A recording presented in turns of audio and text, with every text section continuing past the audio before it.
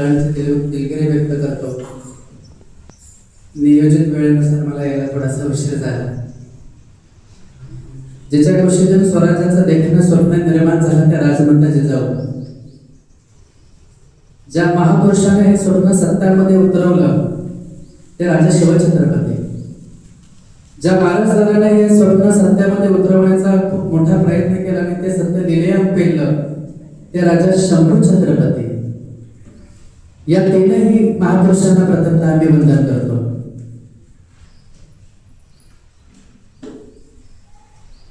आपल्या कॉलेजचे director Rohan दहिवाळे sir,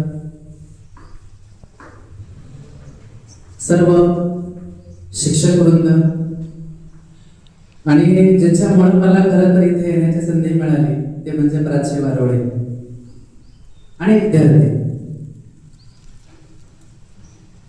कवित्व Barve रसिकत्व, रसिकत्व Barve परतत्व, स्पर्श जैसा.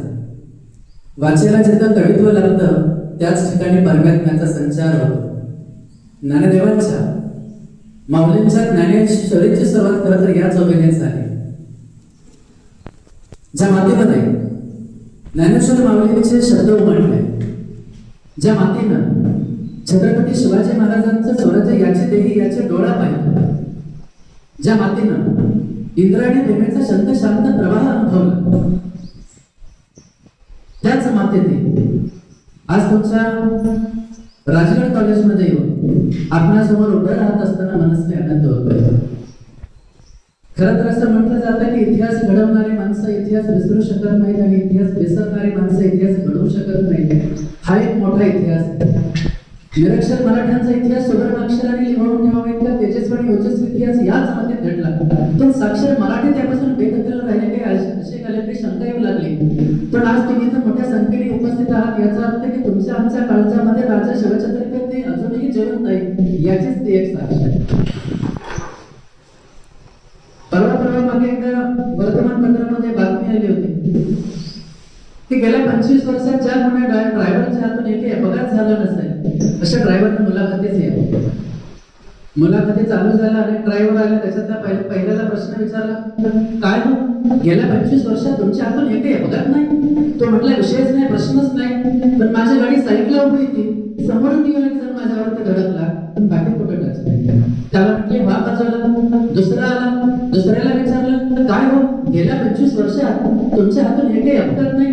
तो म्हटला, विषयच नाही, प्रश्नच नाही, पण माझी गाडी चुकून ब्रेक फेल झाली म्हणून तरी कोसळली, पण बाकी कुठं टच नाही. त्यालाही म्हटले व्हा बाजूला. तिसरा आला, तिसऱ्याला विचारलं, काय हो गेल्या 25 वर्षात तुमच्या हातून एकही अपघात नाही? तो म्हटला, विषयच नाही, प्रश्नच नाही. आणि खरोखरच त्या माणसाच्या हातून एकही अपघात झालेला नव्हता. आणि सगळ्यांना आश्चर्य वाटलं. त्या पत्रकाराने न राहून प्रश्न परत विचारला, काय हो गेल्या 25 वर्षात तुमच्या हातून एकही अपघात नाही, तुमच्या यशाचं रहस्य काय? तो ड्रायव्हर त्यावेळेस उत्तर देतो, गेल्या 25 वर्षापूर्वी जी गाडी मी गॅरेजला लावली ते बाहेरच नाही काढली.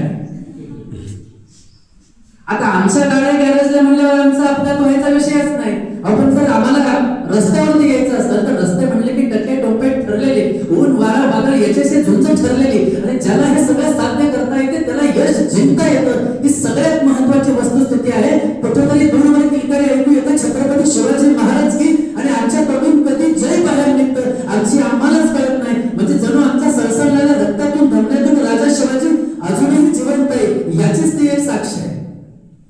अहो आम्हाला रस्त्यावरती यावं लागेल, आम्हाला संघर्ष करावा लागेल. माझ्या राजानं काय केलं? माझ्या राजाने हेच तर केलं. इतका संघर्ष केला की त्या संघर्ष इतकीच माझ्या राजाची उंची देखील वाढली. आणि म्हणूनच छत्रपती शिवाजी महाराज के म्हटल्यानंतर जय आपोआप येतं, सांगावं लागत नाही जय म्हणून. हे माझ्या राजाचं कार्य करतो. काय केलं राजाने? काय मंत्र होता राजाने जो मावळ्यांना दिला? तो मंत्र होता स्वराज्य नावाचा. स्वराज्य म्हणजे स्व म्हणजे माझं राज्य आहे. या मातीत जन्मलेल्या प्रत्येकाला वाटलं पाहिजे हे माझं राज्य आहे. महाराजांनी असं नाही म्हटलं, आईसाहेबांची कृपा, दादासाहेबांचा आशीर्वाद, आता बघा बंगल्यावरती नावं काय असतात. नाही, स्वराज्यच का इथे मातीत जन्माला येणाऱ्या प्रत्येकाला वाटलं पाहिजे हे माझं राज्य, माझं सगळं, आणि याच्यासाठी मला जगण्याची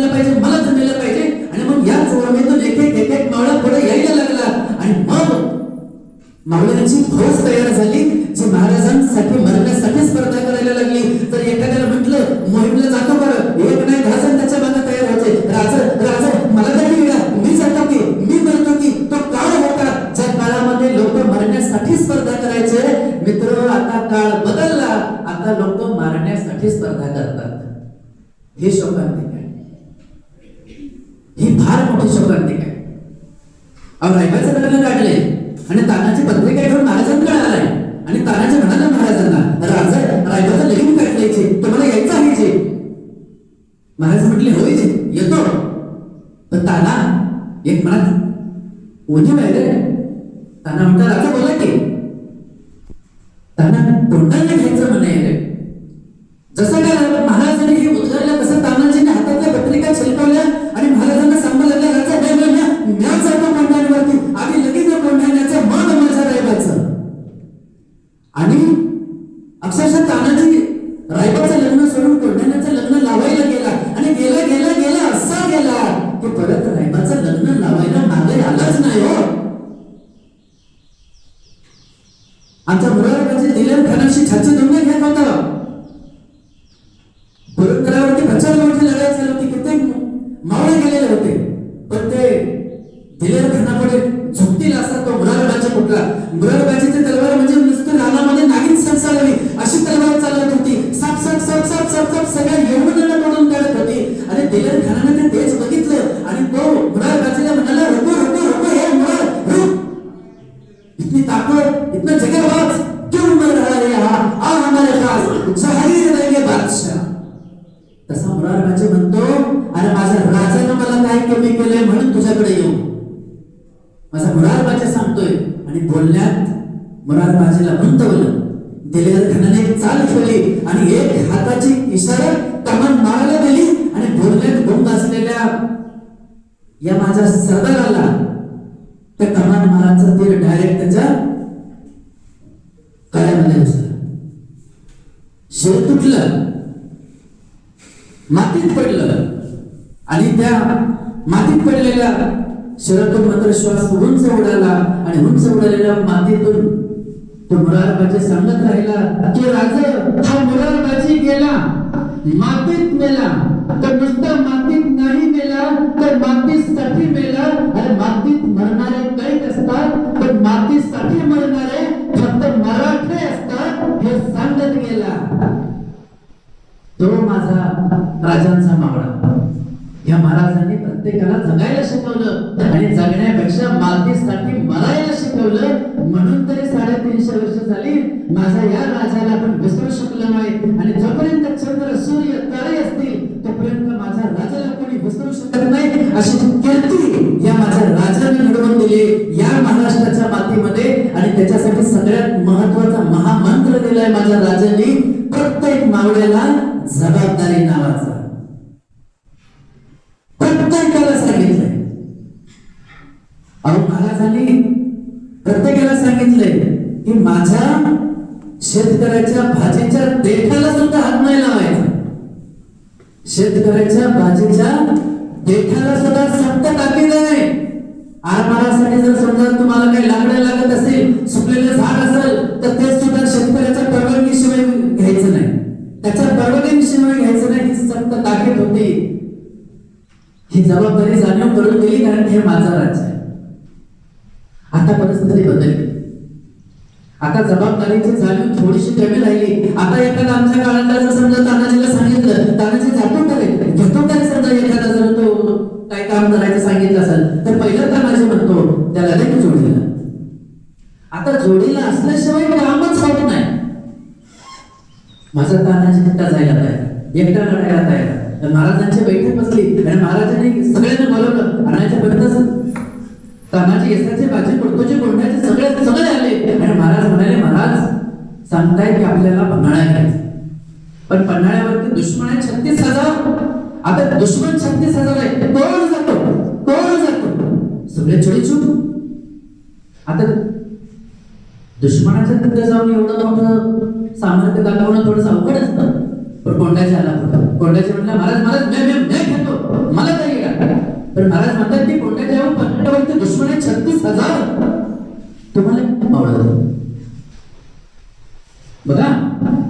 कोंडाचे म्हणतो की महाराज द्या 50-60 मावळं. महाराजांना आश्चर्य वाटलं, 50-60 मावळं. कोंडाचे म्हटलं अहो तसं मी काहीच नव्हतं मागणार, पण ते बरं नसतं दिसलं म्हणून 50-60 मावळं दिले. अहो माझा कोंडाचे एकटा जायला तयार आहे, एकटा मरायला तयार आहे, एकटा लढायला तयार आहे. आताच्या कोंडाजीला सांगावं तो जातो का रे? बघा आता टॉयलेटला जाताना सुद्धा जाऊन दुसरा बरोबर लागतो. अशी परिस्थिती निर्माण झाली. जबाबदारीचे जाणीव आम्हाला कुठेतरी राहिले नाही. ज्या माझ्या राजाच्या मातीत आम्ही जन्माला आलो ना, त्या राजाने केलं काय? माझ्या राजाने दुसऱ्यांसाठी आयुष्य जगलं मित्र हो, स्वराज्यासाठी रयतेसाठी जगायचा प्रयत्न केला. म्हणून माझ्या राजाला आपण मनापासून आठवतो. शिवाजी महाराज के म्हटल्यानंतर जय ऑटोमॅटिक येतं, कुठं लिहून ठेवायची गरज नाही. कारण की कीर्तिवंत, राजवंत, सूर्यवंत असं हे अलौकिक चारित्र्याचं जे मूर्तिमंत उदाहरण आहे म्हणजे छत्रपती शिवाजी महाराज. जबाबदारी नावाचं महामंत्र दिलंय. आता परिस्थिती बदलली. एखाद्या ठिकाणी जर म्हटलं की बाबा रस्त्याने जात असताना एखाद्या ठिकाणी असतं नो एंट्री, दोघं असे चाललेले असतात गाडीवरती, गाडीवर भयान वेगाने पुढे असलेलं असतं नो एंट्री. आता इथून प्रवेश निश्चित, इथून जाऊ नका. मागे एखादा पुढच्याला बसलेला म्हणतो घाल की, त्याला काय होतं? आता गाडी नो एंट्री घातली, एखादा पोलीस आडवा येतो, पोलीस म्हणतो त्याला पावतो फाडा नाही, मग तो कसं तरी मिटवलं जातं आणि पुढे गेला की मग मागचा पुढच्याला म्हणतो भ्रष्टाचार लईच वाढलाय ना. आता पोलीस काय तुझ्या घरी आला होता का पावते मागायला? साधी गोष्ट आहे ना. साधी जबाबदारीची जाणीव लक्षात आली पाहिजे, हे कळलं पाहिजे. म्हणजे जबाबदारी छोट्या छोट्या गोष्टीतून आम्हाला लक्षात येते, फार मोठं काय करायची गरज नाही, हे कळलं पाहिजे आम्हाला. जपानी माणूस साधी केळाची साल सुद्धा रस्त्यावर टाकत. मातृभूमी म्हणजे केळाची साल कशी काय टाकू? आमच्या इथं चौकात बोर्ड लावलेला असतो, येथे थुंकू नका, तेथेचा रंग जास्त असतात. हे आमच्या शोकाचे म्हणजे जबाबदारी नावाचा प्रकार राहिला नाही.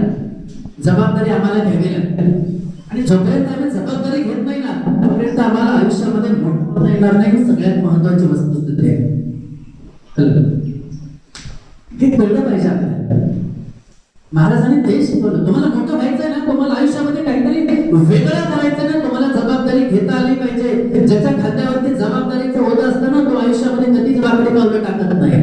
आणि ज्याला काहीच नसतं, त्याला आई बापाकडून ऐकतं मिळालेलं असतं ना मित्र, त्याला काही करता येत नाही. ती सगळ्यात महत्वाची वस्तू तुझी. ज्या वेळेस महाराजांनी सगळे केळले दिले आणि फक्त 16 किल्ले 10 मध्ये राहिले, त्याच्यानंतर तब्बल 1 वर्षानंतर महाराजांकडे 365 किल्ले होते. हे सगळ्यात महत्वाची वस्तू असते. सगळं गेलं, सगळं संपलं, अगदी गाडी शून्यावरती आली. शून्यातून विश्व निर्माण करणारा राजा म्हणजे माझा राजा शिवछत्रपती आहे. सगळं गेलं.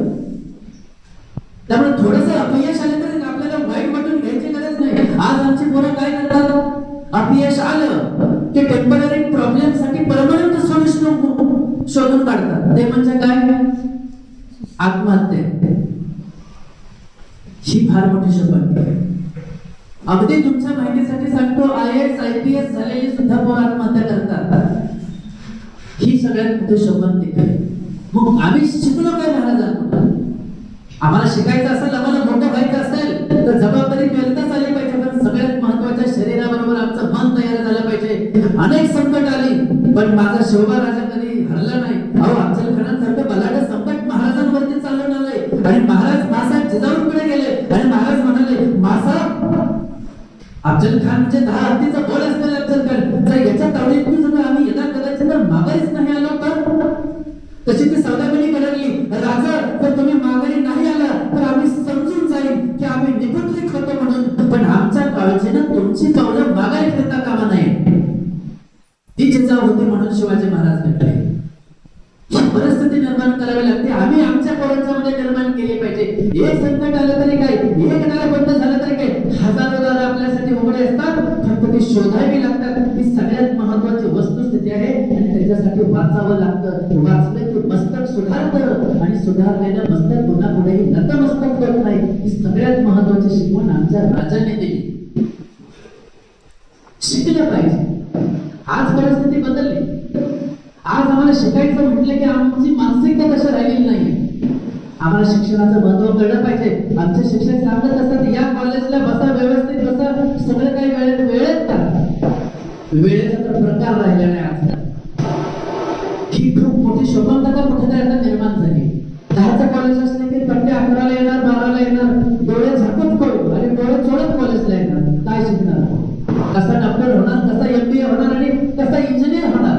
येणाऱ्या पुढच्या काळाला आम्हाला चांगलं जर प्रशासक मिळायचं असते तर त्याची सुरुवात आता कुठेतरी करायला पाहिजे. आणि त्याच्यासाठी जबाबदारीनंतर दुसरा पैलू महाराजांच्या आयुष्यात आहे तो म्हणजे नियोजन. तुमच्या माहितीसाठी सांगतो, ज्यावेळेस महाराजांनी अफजलखानाला भेटायची वेळ निश्चित केली त्यावेळेस ती वेळ होती दुपारची. आता दुपारचीच का? महाराज नियोजन करतात. मी नियोजन तुम्हाला सांगतो, दुपारचीच का? महाराज पन्हाळगडावरून खाली येणार होते. छावणी एकदम ट्रान्सपरंट होती. पण ज्यावेळेस जर समजा अफजलखानाला वाटलं की आपण जर वरती बघावं तर सूर्याची थेट किरण त्याच्या डोळ्यात पडावी. जर तो नेमकं कोण आणि किती जण येत आहे हे महाराजांचं कोणाला गुपित कळायला नको म्हणून ते. दुसरा मुद्दा त्याच्यातला, कारण अफजलखानाची भेट ही स्वराज्याला कलंक देणारी भेट ठरली. महाराजांकडे 10 अंगरक्षक होते, पण त्याच्यातला सगळ्यात महत्वाचे जमेच्या बाजू 2 असे होते की ज्यांची मला आवर्जून तुम्हाला इथे सांगावं असं वाटतं. एक होता जेव्हा आता जेव्हाच का महाराजांनी त्यांच्या संपूर्ण आयुष्यामध्ये एक व्यक्ती परत कुठल्याही मोहिमेसाठी निवडला नाही. तुम्हाला अफजलखानाची भेट आहे तिथे तुम्हाला फक्त जेव्हा महाल दिसेल तिथे तानाचे दिसणार नाही, येसाचे दिसणार नाही, बाजे दिसणार नाही, मोरारबाजे दिसणार नाही, तोंडाचे दिसणार नाही, कुडकुडचे दिसणार नाही, तुम्हाला दुसरं कोणी दिसणार नाही. तिथं फक्त जेव्हा. अरे जेव्हाच का? कारण की समोर शत्रू पक्षामध्ये अफजलखानाबरोबर कोण आहे? सय्यद बंडा. सय्यद बंडा म्हणजे साधा नाही बरं. सय्यद बंडा म्हणजे दानपट्ट्यामध्ये जबरदस्त असणारा, तरबेज असणारा शूरवीर योद्धा होता त्यांच्या काळात.